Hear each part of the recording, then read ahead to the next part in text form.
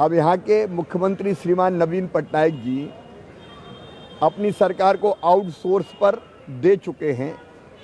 वे सरकार नहीं चलाते, उनके अधिकारी सरकार चलाते हैं। उनके बारे में तो ये कहावत सही होती है, अजगर करे ना चाकरी, पंछी करे ना काम। वो कभी सरकार चलाते ही नहीं।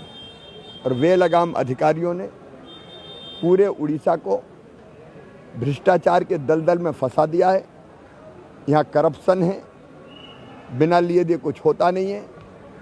माताएं, बहनें, बेटियां यहाँ असुरक्षित है। महिलाओं पर अत्याचार के मामले में उड़ीसा को शीर्ष स्थान पर पहुंचा दिया गया है। और केंद्र सरकार की योजनाओं का प्रधानमंत्री श्रीमान नरेंद्र मोदी जी ने उड़ीसा के विकास के लिए जो पैसा दिया है, उन योजनाओं को ठीक ढंग से इम्प्लीमेंट नहीं किया जा रहा है। यहाँ तक कि पैसा मोदी जी भेजते हैं और ठप्पा नवीन बाबू लगा देते हैं योजना पर। रीब्रांडिंग का काम करके खुद के नाम को चमकाने की कोशिश करते हैं। जनता इस सच को जान चुकी है और इसलिए मुझे पूरा विश्वास है, लोकसभा के चुनाव में पिछली बार भी हमने 8 सीटें प्राप्त की थी। 86% से ज़्यादा लोग आज प्रधानमंत्री नरेंद्र मोदी जी को प्यार करते हैं, उड़ीसा में चाहते हैं, उनके साथ खड़े हैं। मुझे लगता है कि भारी बहुमत से हम लोकसभा के चुनाव भी जीतेंगे और विधानसभा में भी भारतीय जनता पार्टी भारी बहुमत प्राप्त करके अपनी सरकार बनाएगी। अब मुझे तो बड़ा गजब लगता है जो विज्ञापन दे रहे हैं, विज्ञापन है केवल। वो कहते हैं ये मर गया, इसको लाभ मिल गया, पता चला वो जिंदा है। ये तो मैंने कहीं नहीं देखा, उड़ीसा ही में देख रहा हूँ। एसएचजी के बारे में केवल प्रचार हो रहा है। जिस बहन के बारे में कहा जाता है कि इसको एसएचजी की योजनाओं के कारण लाभ मिला, वो कहती है तो मेरा खुद का पैसा लगा है।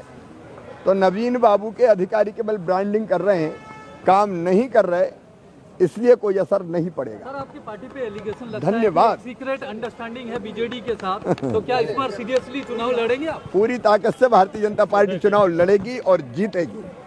तो उड़ीसा की इस पवित्र धरती पर मैं जनता के दर्शन करने आया हूं। भारतीय जनता पार्टी लोकसभा चुनाव की तैयारी में जुटी हुई है। आज मैं जगत सिंहपुर जाऊंगा, वहां हमारे बूथ के कार्यकर्ताओं का सम्मेलन है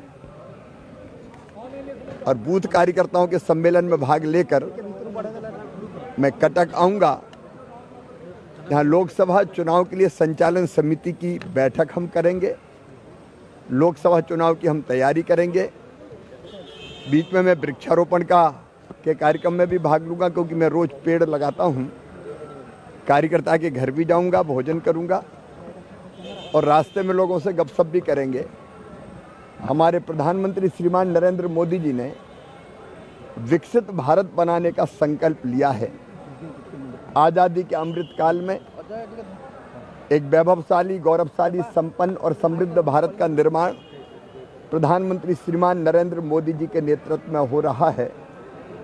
और इस लक्ष्य को पूरा करने के लिए फिर तीसरी बार मोदी सरकार बने, इस काम में हम लगे हुए हैं।